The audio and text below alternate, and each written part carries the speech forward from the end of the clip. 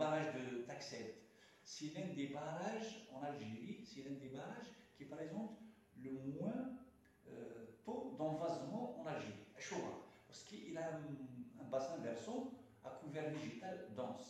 C'est la forêt carrément, et donc quand il y a une forêt, il n'y a pas vraiment d'érosion. De faibles quantités de particules argileuses qui viennent avec l'eau dans les ruissellements, dans les ruisseaux, qui arrivent dans la cuvette du barrage. Mais après les incendies, Zmarakinir, il va devenir le barrage le plus envasé, le plus envasable.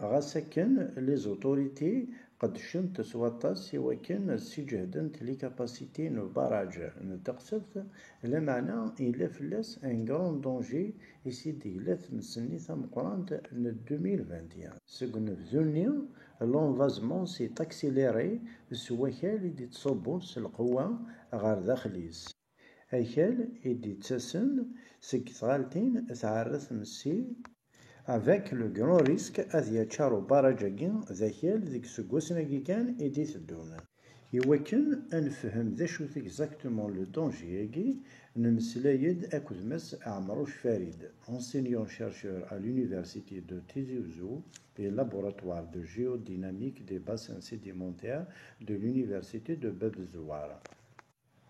Mas Amrouch, il dit ذا شوت exactement l'envasement avec les risques avec le barrage il fait les solutions et les autorités des solutions يسهلن ونتساوي راه يدري نطاس وقبل تعوض الحالة أروان دلاقن لي grands moyens avec les grands budgets. ماشا ذا شوت exactement l'envasement L'envasement, c'est quelque chose de naturel. Dans tous les barrages, il y a un envasement. On calcule par rapport à cet envasement la durée de vie du barrage. Mais quand il y a un phénomène exceptionnel qui arrive, il peut modifier, parce qu'on connaît la vitesse d'envasement avant de construire. Mais bien, s'il y a un événement exceptionnel, cette vitesse qu'on connaît, elle va se transformer, elle va augmenter. Dans le cas des incendies de l'été 2021, la disparition du couvert végétal dans le bassin versant du barrage a fait en sorte que le bassin versant, ce qu'on appelle le bassin versant, c'est la zone qui alimente le barrage en eau. Mais quand le barrage il reçoit l'eau, il ne reçoit pas que l'eau, il reçoit aussi les produits d'érosion. Donc, puisqu'il y a une disparition du couvert végétal, l'érosion, qui est un phénomène naturel également, elle va s'accélérer parce que la roche, elle est exposée aux intempéries, elle est exposée à l'eau, donc l'érosion. L'eau, quand elle va taper directement sur la roche, elle va arracher plus de particules. Ces particules, s'il n'y avait pas le barrage, mais quand la digue de barrage, quand elles vont arriver, elles vont se déposer, elles vont se sédimenter dans le barrage. Donc, ce qui va faire que la capacité du barrage va diminuer. Melmi ara yaweḍ, c'est une réelle menace et la vie du barrage. Franchement, je ne peux pas donner un chiffre. Je ne peux pas donner parce qu'il faut aller sur le terrain. Ça se mesure. D'abord, il faut estimer, il faut ramener la valeur parce qu'avant de construire le barrage, l'ANBT, l'Agence nationale des barrages et de transfert, c'est elle qui s'occupe de ça. Elle a des données sur la turbidité, parce que l'eau, quand elle arrive dans l'axe du barrage, elle a ce qu'on appelle une certaine turbidité. La turbidité, c'est quoi? C'est la présence de particules solides dans l'eau. Vous voyez, on peut l'estimer. Donc à partir de là, la vitesse d'envasement naturel du barrage au fait des lignes des incendies. Qui personnellement, j'avais comme projet, quand le niveau du barrage a baissé au maximum, je voulais aller échantillonner la boue qui s'est déposée, les limonées qui se sont déposées depuis la mise en comment dirais-je, depuis qu'on a mis en œuvre le barrage, il est fonctionnel. Depuis la mise en service du barrage, on va faire un carottage. Un carottage, il faut un outil, un carottier, on le descend, on récupère ce qu'on appelle une carotte, et on regarde son épaisseur. On regarde l'épaisseur lumineuse, et en fonction de la date de mise en service, on calcule une vitesse. Il veut estimer la vitesse de sédimentation. Maintenant qu'il y a le phénomène des incendies, là aussi, on connaît l'épaisseur, la superficie du bassin versant. C'est un chiffre, c'est une superficie, c'est une surface dans le bassin versant. On connaît la nature de la roche dans le bassin versant de Taxet.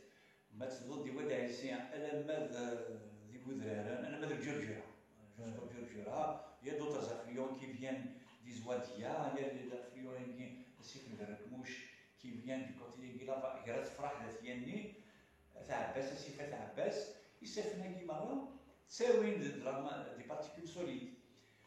Mais pour dire de quel ordre, comme ça, c'est pas possible. Il faut aller sur ces affluents, les affluents qui nous drapent, on peut mesurer la turbidité de chacun.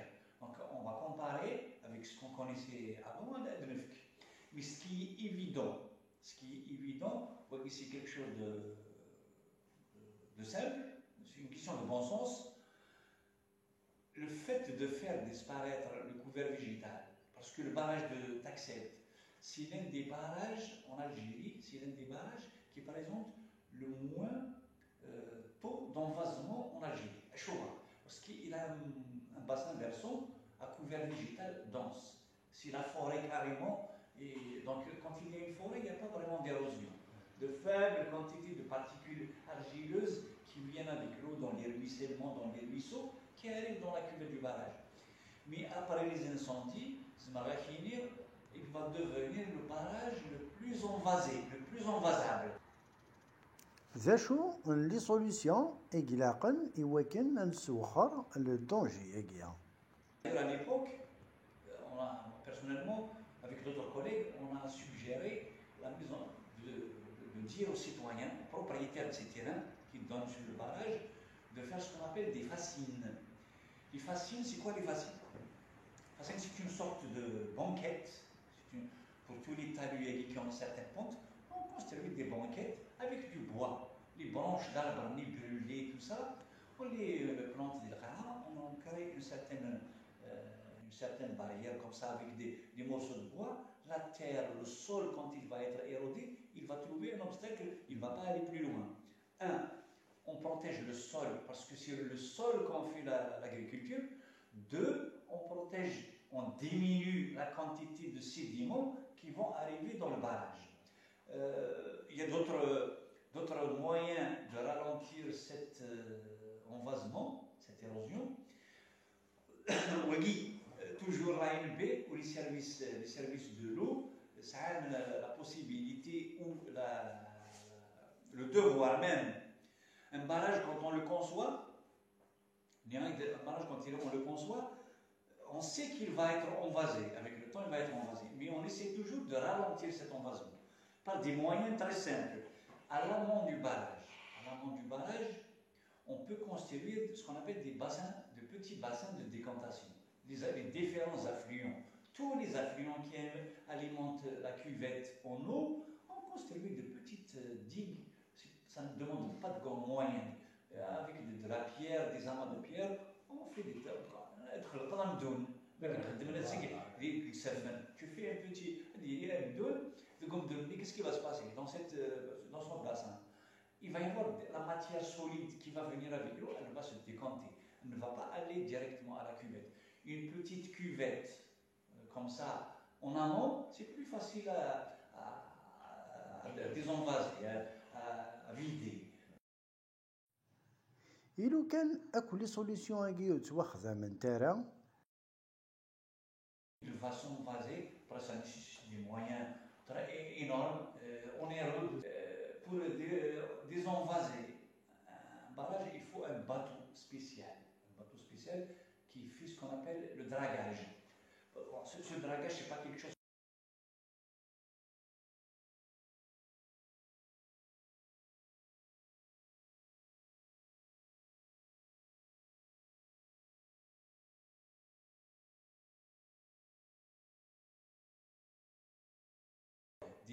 est obligé de la racler.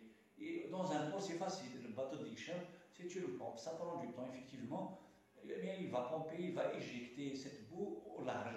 Puis dans un barrage, il faut acheminer ce bateau, l'introduire dans le barrage, sortir cette boue, la mettre dans un endroit où elle ne va pas revenir au barrage. C'est une opération très difficile qui prend beaucoup de temps.